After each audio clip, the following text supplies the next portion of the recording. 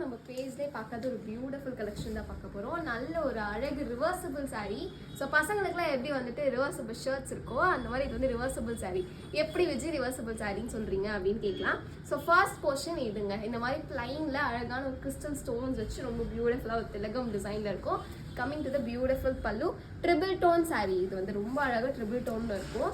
So நீங்கள் இது மேலே வச்சு கட்டும்போது திஸ் போர்ஷன், இந்த போர்ஷன் இருக்கு பாருங்க, இது கீழே வந்துடும். இப்படி ஓகே, இந்த மாதிரி அழகாக கீழே வந்துடும். ஸோ இந்த போர்ஷன் இப்படி நீங்கள் கட்டும் போது நல்லா அழகாக இந்த போர்ஷன் இப்படி கீழே வந்துடும்.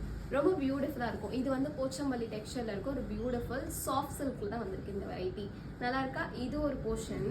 So second portion is coming like this.